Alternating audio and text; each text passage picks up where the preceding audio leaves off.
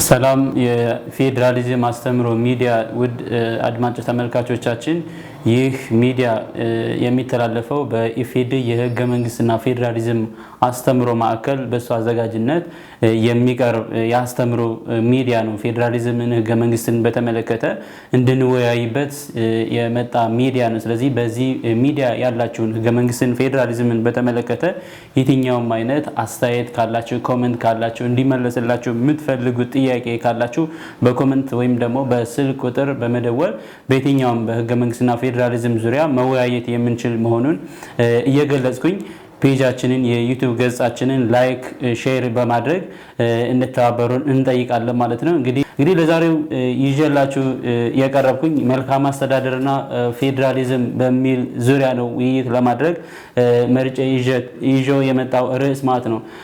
እኔ በኢፌዴሪ ህገ መንግስትና ፌዴራሊዝም አስተምሮ ማዕከል የስልጠና ባለሙያ ነኝ።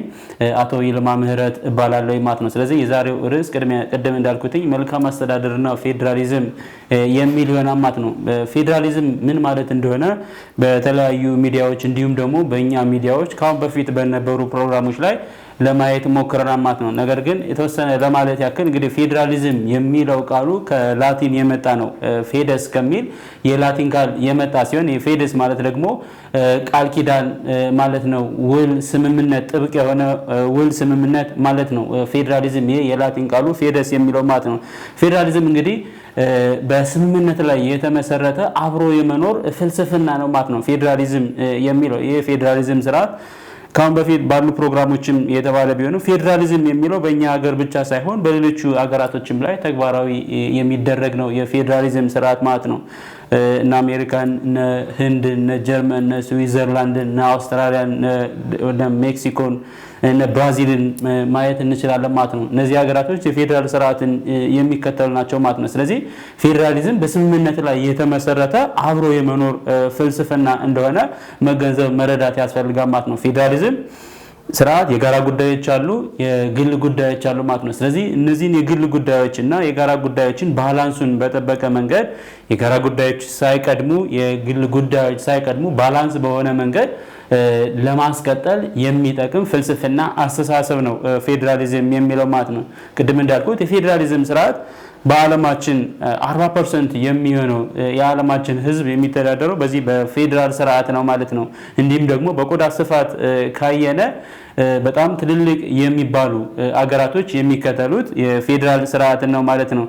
ትልልቅ የሚባሉት ከ10ሩ 8ቱ የሚሆኑት የፌዴራል ስርዓትን የሚከተሉ አገራቶች ናቸው ማለት ነው። ስለዚህ በአጠቃላይ ስለ ፌዴራሊዝም ይህን ካልኩኝ ፌዴራሊዝም እና መልካም አስተዳደር ግንኙነታቸው ምንድነው ወደሚለው ስንሄድ እንግዲህ መልካም አስተዳደር የሚለውን ከማየታችን በፊት አስተዳደር ማለት ምን ማለት ነው የሚለውን ማየት ያስፈልጋል ማለት ነው። እንግዲህ የተለያዩ ጸሐፊዎች አስተዳደርን በተለያየ መንገድ ሊተረጉሙት ይችላሉ። ለምሳሌ ያክል አስተዳደር የሰው ልጆች ራሳቸውን ገና በማህበረሰብ ማደራጀት ከጀመሩ ጊዜ ጀምሮ በሃይማኖት ሊሆን ይችላል፣ በንግድ ተቋማት ሊሆን ይችላል ከመፈጠራቸውና ራሳቸውን በማህበረሰብ ካደራጁበት ጊዜ ጀምሮ አስተዳደር የሚለው ጽንሰ ሐሳብ አለ ማለት ነው። አስተዳደር የሚለውን ስናይ ግን እንዳጠቃላይ በተለያዩ ጉዳዮች ላይ በማህበራዊ፣ ኢኮኖሚያዊ፣ ፖለቲካዊ ጉዳዮች ላይ ሊሆን ይችላል በነዛ ውሳኔ የመስጠትና ያን ውሳኔ ደግሞ መሬት ላይ የማውረድ ተግባራዊ የማድረግ ሂደት አስተዳደር እንለዋለን ማለት ነው። ስለዚህ አስተዳደር ስንል ውሳኔ የመስጠትና ያን ውሳኔ ደግሞ ተግባራዊ የማድረግ ሂደት ነው በማለት መተርጎም ይቻላል ማለት ነው። ስለዚህ ውሳኔ ሲሰጥ በዛ ውሳኔ ላይ የህብረተሰቡ፣ የማህበረሰቡ፣ የዜጎች ተሳትፎ መኖርና አለመኖር የመልካም አስተዳደር መኖርና አለመኖርን የሚወስን ጉዳይ ነው ማለት ነው። ህብረተሰቡ በምን ያክል መጠን በምን ያክል ፐርሰንት በዛ ውሳኔ ላይ ተሳትፏል የሚለው መልካም አስተዳደር አለ የለም ብለን እንድንል ሊያስችለን የሚችል ጉዳይ ነው ማለት ነው። የህብረተሰቡ ተሳትፎ በዛ ውሳኔ ላይ ብዙ የሆነ ማህበረሰብ ብዙ የሆነ ዜጋ ሲሳተፍ በዛው ልክ የመልካም አስተዳደር ጉዳይ ኩዌሽኑ አይነሳም ማለት ነው። ምክንያቱም አብዛኛው ማህበረሰብ አብዛኛው ህብረተሰብ የተሳተፈበት ነው ማለት ነው። ስለዚህ ራሱ የወሰነው ውሳኔ ደግሞ ለዛ ለወሰነው ውሳኔ ተገዢ ይሆናል። አብሮ ለወሰነው ውሳኔ በዛ ህግ መሰረት በዛ ውሳኔ መሰረት ይተዳደራል ማለት ነው። ስለዚህ በአጠቃላይ አስተዳደር ስንል በተለያዩ ማህበራዊ፣ ኢኮኖሚያዊ፣ ፖለቲካዊ ጉዳዮች ላይ ውሳኔ መስጠትና ያን ውሳኔ ተግባር የመቀየር ውጤታማ የማድረግ ሂደት የሚመራበት ሂደት አስተዳደር ይባላል ማለት ነው። በአስተዳደር ውስጥ ማን አለ እንግዲህ? መንግስት አለ፣ የህብረተሰቡ ተሳትፎ አለ፣ ውሳኔ አለ፣ ሀብት አለ ማለት ነው እንግዲህ በአስተዳደር ውስጥ። ስለዚህ እነዚህ ሁሉ መንግስት፣ የህብረተሰቡ ተሳትፎ፣ ሀብት አለ፣ ውሳኔ አለ ማለት ነው። ስለዚህ እነዚህ ባላንስ በሆነ መንገድ መሄድ መቻል አለባቸው። ባላንስ በሆነ መንገድ መሄድ ሲችሉ ነው መልካም አስተዳደር ሊኖር የሚችለው ማለት ነው። ለዚህ ደግሞ አንደኛው የፌዴራሊዝም ስርዓት መኖሩ በእነዚህ ውሳኔ አሰጣጥ ሂደት ውስጥ ያሉ የመንግስት ውሳኔ፣ የማህበረሰቡ ተሳትፎ እንዲሁም ሀብት ባላንስ እንዲሆኑ ደግሞ የፌዴራል ስርዓት አይነተኛው መንገድ አማራጭ ነው ማለት ነው። የህዝብ ፍላጎትና የመንግስት ፍላጎት ባላንስ በሆነ መንገድ እንዲሄድ የሚያስችል ስርዓት የፌዴራሊዝም ስርዓት ነው ማለት ነው። መልካም አስተዳደር የተለያዩ ጸሐፎች ደግሞ እንደተረጎሙት የአንድ ሀገር የተለያዩ ሀብቶችን በማቀናጀት ለማስተዳደርና ለማልማት የሚያስችል የስልጣን አጠቃቀም ነው ይለዋል መልካም አስተዳደር ማለት ነው። ስለዚህ ያሉ ሀብቶችን በአንድ ላይ በጋራ በማቀናጀት ከህዝብ ፍላጎት ጋር ከመንግስት ፍላጎት ጋር ባላንስ ባደረገ መንገድ ለማልማት የሚያስችል የስልጣን አጠቃቀም መልካም አስተዳደር። በሌላ መንገድ ሲተረጉሙት መልካም አስተዳደር ማለት በአገሪቱ ውስጥ ያሉ ሀብቶችን ኢኮኖሚካል የሆኑ ሀብቶችን ማህበራዊ፣ ኢኮኖሚያዊ ያሉ ሀብቶችን ለማስተዳደር የፖሊሲ ማዕቀፎችን መቅረጽ፣ እነዛ የተቀረጹት ደግሞ በአግባቡ መሬት ላይ ወርደው እንዲተገበሩ ውሳኔ የመስጠትና ያን ውሳኔ ተግባራዊ የማድረግ ሂደት መልካም አስተዳደር ነው ብለው ዲፋይን ያደርጋሉ ማለት ነው። ስለዚህ መልካም አስተዳደር የህዝብ ተቋማትን ህግና ስርዓትን የተከተለ ሰብአዊ መብቶችን ባከበረ በጠበቀ መንገድ የህዝብን ጥቅምና ፍላጎት ለማስጠበቅና ለማሟላት የሚያስችል ሂደት ነው ማለት ነው። የህዝብን ፍላጎት፣ የህዝብን ጥቅም፣ ኢኮኖሚያዊ ጥቅም፣ ፖለቲካ፣ ማህበራዊ ጥቅም ሊያስጠብቅ በሚችል መንገድ እንድንሄድ የሚያደርገን ኢኮኖሚያዊ፣ ማህበራዊ፣ ፖለቲካዊ ልማቶችን እንድናመጣ በሚያስችል መንገድ እንድንሄድ የሚያደርገን የስልጣን አጠቃቀም መልካም አስተዳደር ይባላል ማለት ነው። ለምሳሌ መልካም አስተዳደር የተለያዩ ጸሐፊዎች ትርጉም ከሰጡት ውጭ ማለት ነው። ለምሳሌ የወርልድ ባንክ ዲፊኒሽን ለምሳሌ ስናይ good governance is the manner which power exercised in the management of countries economic and social resource for development ይላል ማለት ነው የወርልድ ባንክ ዲፊኒሽን ማለት ነው። ስለዚህ ከዚህ መረዳት እንደምንችለው በሀገሪቱ ውስጥ ያሉ ኢኮኖሚያዊና ማህበራዊ ሀብቶችን ማኔጅ በማድረግ ለልማት ሊያመጣ በሚችል መንገድ ማስተዳደር የምናስተዳድርበት ኤክሰርሳይዝ የምናደርግበት ሂደት ገቨርናንስ ይባላል ብሎ ወርልድ ባንክ ዲፋይን ያደርገዋል ማለት ነው።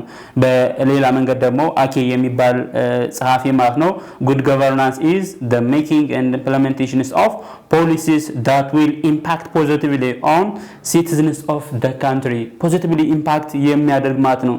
positively impact የሚያደርግ ፖሊሲዎችን የማውጣት ስትራቴጂዎችን የማውጣትና እነዛን ኢምፕሊመንት የማድረግ ሂደት ፖዚቲቭሊ በማህበረሰቡ ላይ ኢምፓክት ሊያመጣ የሚችል ፖሊሲ መቅረጽና ተግባራዊ ማድረግ ያ ጉድ ገቨርናንስ ነው ብሎ አኬ ዲፋይን ያደርጋል ማለት ነው። ስለዚህ በአጠቃላይ ፌዴራሊዝም ምንድነው፣ መልካም አስተዳደር ምንድነው የሚለውን ካየን የመልካም አስተዳደር ዋና ዋና መርሆች የሚባሉ አሉ ማለት ነው። እነዚህ ዋና ዋና የመልካም አስተዳደር መርሆች ከፌዴራሊዝም ጋራ ግንኙነት ያላቸው የፌዴራሊዝም ሌላኛው ባህሪ የሆኑ ናቸው ማለት ነው።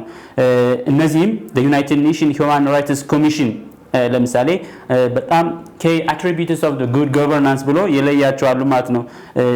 እነዚህ transparency, responsibility, accountability, participation, responsiveness to the needs of the people እነዚህ የዓለም አቀፉ ዩናይትድ ኔሽን ሂውማን ራይት ኮሚሽን ያስቀመጣቸው ለመልካም አስተዳደር አስፈላጊ ናቸው ብሎ አይደንቲፋይድ ያደረጋቸው ናቸው። በሌላ መንገድ ደግሞ the United Nations Economic and Social Commission for Asia and Pacific ያስቀመጣቸው ደግሞ ስምንቱ ዋና the key attributes of good governance ብሎ ስምንቱ ዋና ዋና የመልካም አስተዳደር መርሆች ብሎ ያስቀመጣቸው አሉ ማለት ነው። ስለዚህ ከነዚህ ውስጥ አንዱና የመጀመሪያው አሳታፊነት ነው ማለት ነው። አሳታፊነት ይሄ ዋናው የመልካም አስተዳደር የፌዴራሊዝም አንዱ ባህሪ ነው ብሎ ያስቀምጣል ማለት ነው።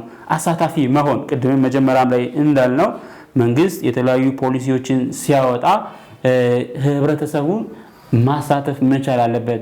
የህብረተሰብ ተሳትፎ እዛው በቀጥታ ሊሆን ይችላል ወይም ደግሞ በወከላቸው አማካኝነት ሊሆን ይችላል ማለት ነው። ስለዚህ በሁለቱ አይነት መንገድ የህብረተሰቡ ተሳትፎ መኖር መቻል አለበት። ፖሊሲዎችን ሲያወጡ ኢኮኖሚያዊ፣ ማህበራዊ፣ ፖለቲካዊ በሆኑ ጉዳዮች ላይ ፖሊሲ ሲወጣ ስትራቴጂ ሲወጣ የህዝቡን ፍላጎት መሰረት ያደረገ ማህበረሰቡን ያሳተፈ መሆን አንዱ ነው ማለት ነው። በምንም አይነት መንገድ ልዩነት ሳይደረግ በፖለቲካዊ አመለካከቱ ሊሆን ይችላል፣ በቋንቋ በባህል ሊሆን ይችላል፣ በየትኛውም አይነት መንገድ ልዩነት ሳይደረግ እኩል አሳታፊ መሆን። ስለዚህ ይሄ አንዱ የፌዴራሊዝም መርህ ነው ማለት ነው። አሳታፊ መሆን የፌዴራሊዝም ስርዓትም አንዱ ሲመሰረትም የተመሰረተው አሳታፊ እንዲሆን ነው ማለት ነው። ፌዴራሊዝም ስልጣን በፌዴራል መንግስቱና በክልል መንግስታት መካከል የተከፋፈለ ነው ማለት ነው። ስለዚህ ይሄ የስልጣን ክፍል መኖር ደግሞ ዜጎች በክልላቸው ጉዳይ ላይ የበለጠ እንዲሳተፉ የሚያደርግ ነው ማለት ነው። ስለዚህ ይህ የመልካም አስተዳደር መርህ ሌላው የፌዴራሊዝም ስርዓት የሚደግፈውና የሚያበረታታው የፌዴራሊዝም ስርዓት መኖር አሳታፊነትን የበለጠ የሚጨምር እንደሆነ ይገለጻል ማለት ነው። ስለዚህ አንደኛው አሳታፊነት ነው ማለት ነው። ሌላኛው ሁለተኛው ስምምነት ላይ የተመሰረተ መሆን ነው። ይሄ ሌላኛው የመልካም አስተዳደር መርህ ነው ማለት ነው። ስምምነት ላይ የተመሰረተ ከመጀመሪያውም ጋር የሚገናኝ ነው ማለት ነው። የጋራ መግባባት መፈጠር መቻል አለበት ማለት ነው። ልዩነቶች እንዳሉ ነው። እንግዲህ ኢትዮጵያ እንደምናውቀው ብዝሃነት ያለባት ሀገር ናት ማለት ነው። በቋንቋ፣ በባህል፣ በአመለካከት በተለያየ መንገድ በአመጋገብ ባለባበስ ሊሆን ይችላል በተለያየ መንገድ ዳይቨርሲፋይድ የሆነ ኔሽንስ ኤንድ ፒፕልስ ያለባት ሀገር ናት ማለት ነው። ስለዚህ ያ ልዩነት በጠበቀ መንገድ ግን በተለይም ዋና ዋና በምንላቸው አገራዊ ጉዳዮች ላይ አገራዊ አይደንቲቲዎች ላይ የጋራ መግባባት መኖር መቻል አለበት ላይ። ስለዚህ ስምምነት ላይ የተመሰረተ መሆን መቻል አለበት ማለት ነው። ስምምነት ላይ ያልተመሰረተ ከሆነ ግን ይሄ ለፌዴራሊዝም ስርዓት መናጋትም እንዲሁም ደግሞ ለመልካም አስተዳደር አለመኖር እንደ ምክንያት ሊሆን ይችላል ማለት ነው። ስለዚህ ሁሉንም ማህበረሰብ ያቀፈ ልዩነትን ባከበረ መንገድ የጋራ ስምምነት ላይ ዋና ዋና መሰረታዊ በምንላቸው ጉዳዮች ላይ የጋራ የሆነ ስምምነት ሊኖር ያስፈልጋል ማለት ነው። ስለዚህ ይሄ ሌላኛው የመልካም አስተዳደር እና የፌዴራሊዝም መርህ ነው ማለት ነው። ሶስተኛው የተጠያቂነት አሰራር መኖር ነው። የተጠያቂነት አሰራር መኖር ሌላኛው መርህ ነው ማለት ነው። ተጠያቂ መሆን መንግስት ሊሆን ይችላል፣ የህዝብ አገልጋይ ሊሆን ይችላል፣ የመንግስት ባለስልጣናቶች ሊሆን ይችላሉ። ህዝቡ የሰጣቸውን አደራ ህዝቡ የሰጣቸውን ኃላፊነት ግልጽ በሆነ መንገድ ለህዝብ ግልጽ በሆነ መንገድ እንዲሁም ደግሞ ተጠያቂ በሆነ መንገድ አሰራራቸውን መስራት ይሄ ለመልካም አስተዳደር መኖር አይነተኛ ቁልፍ ነው። ተጠያቂ መሆን ማለት ነው። የትኛውም የመንግስት ባለስልጣን ይሁን በህግ ፊት ሁሉም እኩል ነው ማለት ነው። የፌዴራል ህገ መንግስት አንቀጽ 25 እንደሚለው ሁሉም ሰው በህግ ፊት እኩል ነው ማለት ነው። ስለዚህ እኩል ጥፋትም ሲያጠፋ እኩል በህጉ መሰረት ተቀጭ መሆን መቻል አለበት ማለት ነው። ስለዚህ ኩዌሽን መደረግ አለበት ማለት ነው። የመንግስት አገልጋይ የመንግስት ባለስልጣን ህግን ያልተከተለ አሰራር ሲሰራ መጠየቅ መቻል አለበት ማለት ነው። ሌላኛው ግልጸኝነት አሰራር መኖር ነው። ይህም ከተጠያቂነት አሰራር ጋር ለማየት ሞክረናል ማለት ነው። የትኛውም የመንግስት ውሳኔ የትኛውም ፖሊሲዎች ሲወጡ ግልጽ መሆን መቻል አለበት ማለት ነው። የህብረተሰቡን የዜጎችን ይሁንታ ማግኘት መቻል አለበት ማለት ነው እንጂ የህዝቦች ይሁንታ በሌለበት ውሳኔዎች ሲወሰኑ ግልጽ ባልሆነ መንገድ ዜጎች ባላወቁበት መንገድ የሚወሰን ከሆነ ይሄ የህዝብ ተቀባይነት ላይኖረው ይችላል ማለት ነው። ስለዚህ የህዝብ ተቀባይነት የለም ማለት ደግሞ ያ ፖሊሲ ያ ውሳኔ ሲወጣ ተግባራዊ የሚሆነው በማህበረሰቡ በዜጎች ዘንድ ነው ማለት ነው። ስለዚህ ተቀባይነት ላይኖረው ይችላል ማለት ነው። ስለዚህ የትኛውም ውሳኔዎች ፖሊሲዎች ሲወጡ ግልጽ በሆነ መንገድ መሆን መቻል ያስፈልጋል ማለት ነው። ይህ ሲሆን ደግሞ የግልጸኝነት አሰራር ሲኖር ደግሞ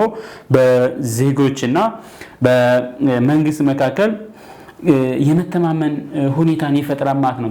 መንግስት በህዝብ በመንግስት ላይ ያለው አመኔታ ይጨምራል ማለት ነው። የግልጸኝነት የሆነ አሰራር ሲኖር ማለት ነው። የግልጸኝነት አሰራር ሲኖር በሀገራችን በሌሎችም አገራቶች ያለው ይሄ በሙስና ላይ የተመሰረተ የአሰራር ሂደትን የተከተለ አይሆንም ማለት ነው። የግልጸኝነት አሰራር ሲኖር ማለት ነው። ምክንያቱም ማን እንደፈጸመው፣ መቼ እንደፈጸመው፣ እንዴት እንደፈጸመው፣ ለምን ጉዳይ እንደፈጸመው ማህበረሰቡ ያውቃል ማለት ነው። ለማህበረሰቡ ግልጽ የሆነ ማለት ነው። ስለዚህ ይህ ደግሞ መልካም አስተዳደር እንዲኖር የዲሞክራሲ ስርዓት እንዲኖር እንዲጎለበት እንዲያድግ አስፈላጊ ነው ማለት ነው። ስለዚህ አራተኛው እሱ ነው። አምስተኛው ለህዝብ ጥያቄዎች ተገቢው ምላሽ መስጠት የሚለው ሌላኛው የህገ መንግስትና የህገ መንግስቱም እንደሚለው ማለት ነው የግልጸኝነትና የተጠያቂነት አሰራር መኖር ለህዝብ ጥያቄ ተገቢው ምላሽ እንዲሰጥ አንደኛው መንገድ ነው ማለት ነው። ህዝብ ሲጠይቅ በተለያየ ጉዳይ በኢኮኖሚያዊ ጉዳይ ሊሆን ይችላል፣ በማህበራዊ ጉዳይ ሊሆን ይችላል። በተለያየ መንገድ የተለያዩ ጥያቄዎችን የተለያዩ ማህበረሰቦች ከቋንቋቸው፣ ከባህላቸው፣ ከልማታቸው አንጻር ይጠይቃሉ ማለት ነው። ስለዚህ ያን ጥያቄዎችን በአግባቡ ምላሽ መስጠት መንግስት እነዚህን በሁሉም አካባቢ የሚነሱ የልማት ጥያቄዎች በተመሳሳይ መንገድ በተመሳሳይ ሰዓት ላይፈታ ይችላል ማለት ነው። ነገር ግን በጊዜ ሂደት በቅደም ተከተላቸው እንደ ችግሮች አሳሳቢነት በሂደት ይፈታል ማለት ነው። ስለዚህ ያ የሚሆንበትን መንገድ በግልጽ ለማህበረሰቡ ማስረዳት፣ በግልጽ ለማህበረሰቡ ምላሽ መስጠት ይሄ አንደኛው መርህ ነው ማለት ነው። ተገቢ የሆነ ምላሽ መስጠት ለምሳሌ 3-4 የሚሆኑ ክልሎች የመልማት ጥያቄ የማህበራዊ አገልግሎት ተቋማቶች ጥያቄ ሊጠይቁ ይችላሉ። ስለዚህ እነዚህ መንግስት ሁሉንም በአንድ ጊዜ አድሬስ ማድረግ ላይችል ይችላል ማለት ነው። ስለዚህ እንደ ችግሩ አሳሳቢነት በጊዜ ሂደት ሊፈታ እንደሚችል ቶሎ ለማህበረሰቡ ምላሽ መስጠት ይሄ ከመንግስት የሚጠበቅ ነው ማለት ነው። ነገር ግን ምንም አይነት ምላሽ ካልተሰጣቸው በማህበረሰቡ ዘንድ በዜጎች ዘንድ በዛ ማህበረሰብ ዘንድ ጥያቄ ሊያስነሳ ይችላል ማለት ነው። ስለዚህ አግባብ የሆነ ተገቢ የሆነ ምላሽ መስጠት ለህዝብ ጥያቄ ተገቢው ምላሽ መስጠት አንደኛው መርሆ ነው ማለት ነው። ስድስተኛው ውጤታማና ቀልጣፋ የሆነ አሰራር መኖር ይሄኛው ሌላው የፌዴራሊዝም ስርዓት ነው ማለት ነው። ውጤታማና ቀልጣፋ የሆነ አሰራር ማለት ነው። ውጤታማና ቀልጣፋ የሆነ አሰራር እንዲኖር ደግሞ የፌዴራሊዝም ስርዓት ሌላኛው ትልቅ አበርክቶ ትልቅ ሚና የሚጫወት ነው የፌዴራሊዝም ስርዓት ማለት ነው። ምክንያቱም የስልጣን ክፍፍል ሲደረግ ሁሉም በየአካባቢው ጉዳይ ሁሉም በየክልሉ በየማህበረሰቡ የነቃ ተሳትፎ በማድረግ ስራዎች ሲከናወኑ ፖሊሲዎች የወጡትን ፖሊሲዎች ወደ መሬት ሲወርዱ ተግባራዊ ሲደረጉ ውጤታማ በሆነ መንገድ ቀልጣፋ በሆነ መንገድ በራሳቸው ጉዳይ በራሳቸው የልማት ጉዳይ ራሳቸው በንቃት በመሳተፍ ውጤታማና ቀልጣፋ በሆነ መንገድ እንዲከናወን ከማድረግ የፌዴራሊዝም ስርዓት ትልቅ ሚና ይጫወታል ማለት ነው።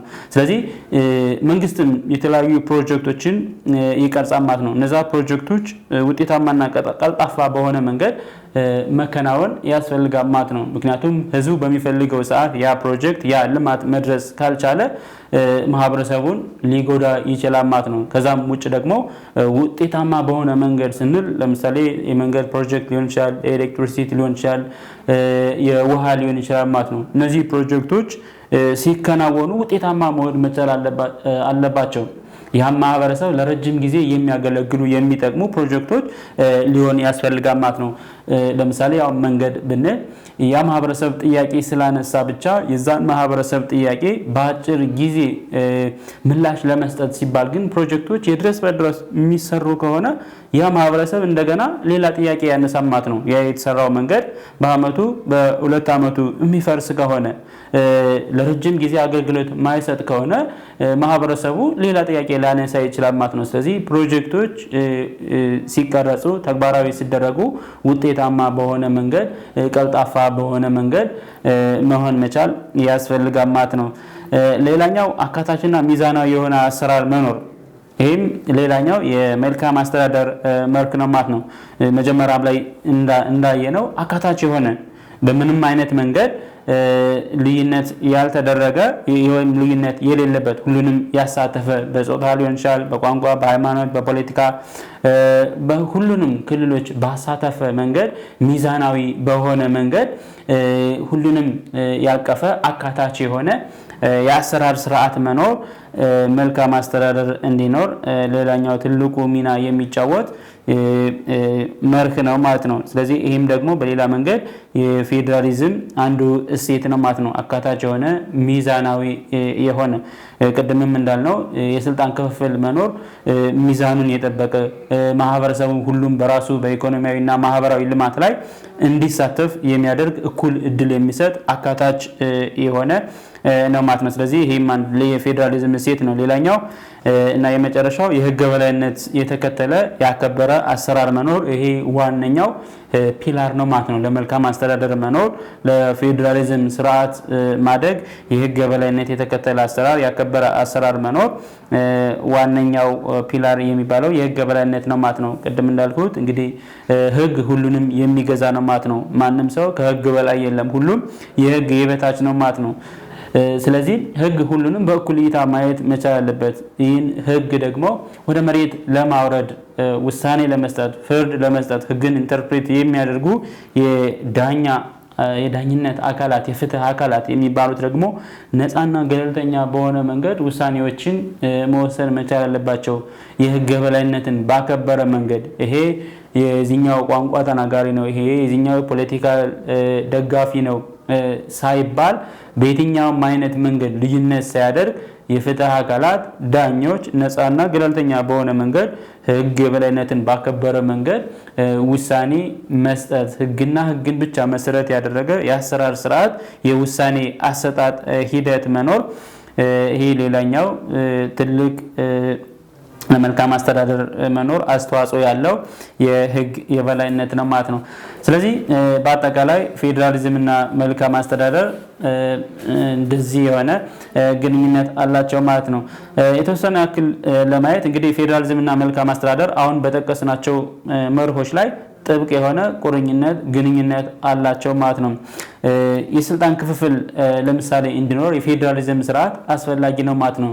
ስልጣን በተወሰኑ በሴንትራል ጋቨርንመንቱ ዶሚኔት እንዳይደረግ የፌዴራሊዝም ስርዓት መኖር ተግባራዊ መደረግ ይሄ አንደኛው ጠቀሜታው ነው። የፌዴራል ስርዓት መኖር የስልጣን ክፍፍል በፌዴራል መንግስትና በክልል መንግስታት በተወሰኑ ግሩፖች ብቻ ዶሚኔትድ የተደረገ እንዳይሆን ማለት ነው።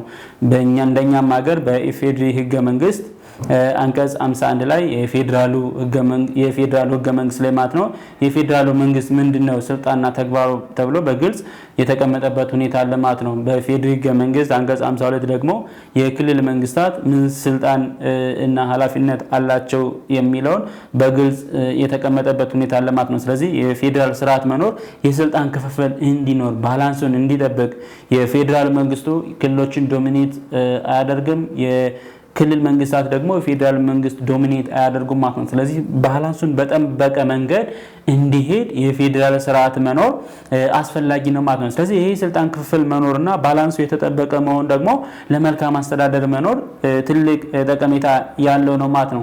ካሊያ ግን የፌዴራል መንግስቱ የክልል መንግስታትን ወይም ደግሞ የክልል መንግስታት የፌዴራል መንግስትን ዶሚኔት የሚያደርጉ ከሆነ ተጽዕኖ የሚያደርጉ ከሆነ የስልጣን ክሊርሊ ሴት ያልተደረገበት ክሊርሊ የስልጣን ክፍፍሉ ያልተገለጸበት ከሆነ አንዱ ሌላውን ዶሚኔት የሚያደርግና በክልል መንግስታትና በፌዴራል መንግስታት አለመግባባቶች እንዲፈጠሩ ግጭቶች እንዲፈጠሩ በር ሊከፍት ይችላል ማለት ነው። ነገር ግን የስልጣን ክፍፍል በግልጽ ህገ መንግስታዊ በሆነ መንገድ መኖሩ ይሄ አንዱ የፌዴራሊዝም እና ፌዴራሊዝም መርህ ነው ማለት ነው። ስለዚህ ይሄ ፌዴራሊዝም ደግሞ ለመልካም አስተዳደር መኖር ትልቅ ሚና የሚጫወት ነው ማለት ነው። ሌላኛው ህጎችን በራሳቸው መንገድ እንዲያወጡ እድል ይሰጣል ማለት ነው። የፌዴራሊዝም ስርዓት መጀመሪያም እንዳልኩት ለክልሎች የተሰጣቸው ስልጣን አለ ማለት ነው። በዛም መሰረት ክልሎች በራሳቸው ጉዳይ ላይ ማህበራዊ፣ ኢኮኖሚያዊ፣ ፖለቲካዊ በሆኑ ጉዳዮች ላይ የራሳቸውን ህግ እንዳወጡ በኢፌዴሪ ህገ መንግስት ላይ አንቀጽ 50 ላይ ተገልጿል ማለት ነው። በክልል ምክር ቤቶቻቸው አማካኝነት የራሳቸውን ህገ መንግስት የማውጣት የማጽደቅ ተግባራዊ የማድረግ መብት ተሰጥቷቸው ማለት ነው። ስለዚህ ይህ ደግሞ ሌላው የፌዴራሊዝም ጠቀሜታ ነው ማለት ነው። ዜጎች በራሳቸው ጉዳዩ ላይ ራሳቸውን ባህላቸውን ቋንቋቸውን በሚመስል መንገድ ህጎችን እንዲያወጡና ተግባራዊ እንዲያደርጉ እድል ይሰጣል ማለት ነው። ስለዚህ ይሄ ደግሞ የበለጠ አሳታፊ እንዲሆን በራሳቸው ቋንቋ በራሳቸው ባህል ራሳቸው ክልል ላይ የወጣውን ህግ ተግባራዊ ለማድረግ የበለጠ ንቁ ተሳታፊ እንዲሆኑ እድል የሚሰጥ ነው ማለት ነው። ሌላኛው ለባህልና ለቋንቋ እኩል እውቅና የሚሰጥ ነው የፌዴራሊዝም ስርዓት ማለት ነው። በተለይም ደግሞ መልቲናሽናል የሆኑ ፌዴራሊዝሞች ለሁሉም ቋንቋ ለሁሉም ባህል እኩል እውቅና የሚሰጡ መሆናቸው ይህ ዜጎች የበለጠ በሀገራቸው ጉዳይ ላይ ማህበራዊ ኢኮኖሚያዊ ጉዳይ ላይ በንቃት እንዲሳተፉ ያደርጋቸዋል ማለት ነው። ስለዚህ ይህም ሌላኛው መልካም አስተዳደር እንዲኖር ምቹ ሁኔታዎችን የሚያመቻች የፌዴራሊዝም እሴት የሆነ ነው ማለት ነው ባህልና ቋንቋ። ሌላኛው ንቁ የሆነ ተሳትፎ መኖር ከላይ ጠቅሰናል ማለት ነው። የፌዴራሊዝም ስርዓት ዜጎች ክልሎች በራሳቸው ጉዳይ ላይ በንቃት እንዲሳተፉ በሀገራቸው ጉዳይ ላይ ደግሞ በተመሳሳይ መንገድ ባላንሱን በጠበቀ መንገድ ልክ እንደ በክልላቸው ጉዳይ ላይ በክልላቸው ህግ የማውጣት ላይ በክልላቸው ያን ወጣውን ህግ ተግባራዊ ለማድረግ የሚሄዱትን ርቀት ያክል ልክ ለጋራ ጉዳያችን ለጋራ ሀገራችን ላይ በንቃት የሆነ ተሳትፎ እንዲያደርጉ የሚያበረታታ ሌላኛው መርሆ ነው ወይም ጠቀሜታ ነው ማለት ነው። ስለዚህ በአጠቃላይ የፌዴራሊዝም መኖር ለመልካም አስተዳደር ትልቅ ጠቀሜታ አለ ማለት ነው። እንግዲህ የዛሬው የአስተምሮ ፕሮግራማችን ይህን ይመስላል ማለት ነው። ፌዴራሊዝምና መልካም አስተዳደር የሚለው ፌዴራሊዝም እሴቶች ለመልካም አስተዳደር መኖር ትልቅ አስተዋጽኦ ሚና እንዳለው የተገነዘባችሁ ይመስለኛል ማለት ነው። ለማንኛውም ጥያቄ አስተያየት ካላችሁ በኮሜንት ወይም ደግሞ በስልክ ቁጥር መጻፍና በጉዳዮች ላይ መወያየት እንችላለን፣ ምላሽ እንሰጣለን ማለት ነው። እንግዲህ ላይክ ኤንድ ሼር እንድታደርጉ ዩቲዩብ ገጻችን ጠይቃለሁ። አመሰግናለሁ። የሆነ ነው ማለት ነው ባህልና ቋንቋ። ሌላኛው ንቁ የሆነ ተሳትፎ መኖር ከላይ ጠቅሰናል ማለት ነው። የፌዴራሊዝም ስርዓት ዜጎች ክልሎች በራሳቸው ጉዳይ ላይ በንቃት እንዲሳተፉ በሀገራቸው ጉዳይ ላይ ደግሞ በተመሳሳይ መንገድ ባላንሱን በጠበቀ መንገድ ልክ እንደ በክልላቸው ጉዳይ ላይ በክልላቸው ህግ የማውጣት ላይ በክልላቸው ያን የወጣውን ህግ ተግባራዊ ለማድረግ የሚሄዱትን ርቀት ያክል ልክ ለጋራ ጉዳያችን ለጋራ ሀገራችን ላይ በንቃት የሆነ ተሳትፎ እንዲያደርጉ የሚያበረታታ ሌላኛው መርሆ ነው ወይም ጠቀሜታ ነው ማለት ነው። ስለዚህ በአጠቃላይ የፌዴራሊዝም መኖር ለመልካም አስተዳደር ትልቅ ጠቀሜታ አለው ማለት ነው። እንግዲህ የዛሬው የአስተምሮ ፕሮግራማችን ይህን ይመስላል ማለት ነው። ፌዴራሊዝምና መልካም አስተዳደር የሚለው ፌዴራሊዝም እሴቶች ለመልካም አስተዳደር መኖር ትልቅ አስተዋጽኦ ሚና እንዳለው የተገነዘባችሁ ይመስለኛል ማለት ነው። ለማንኛውም ጥያቄ አስተያየት ካላችሁ በኮሜንት ወይም ደግሞ በስልክ ቁጥር መጻፍና በጉዳዮች ላይ መወያየት እንችላለን፣ ምላሽ እንሰጣለን ማለት ነው። ሌላ ጊዜ በዚሁ የዩቲዩብ ቻናላችን በሌላ ርዕሰ ጉዳይ የምንገናኝ ይሆናል ማለት ነው። የእናንተ አስተያየት አይለየን። በእናንተ አስተያየት ብዙ ነገሮችን ምንማ ብዙ አስተያየቶችን በመቀበል ለኛ ገንቢ የሚሆን ነውና ስላዳመጣችሁን እናመሰግናለን። ኮሜንት፣ ላይክ፣ ሼራችሁ አይለየን። አመሰግናለሁ።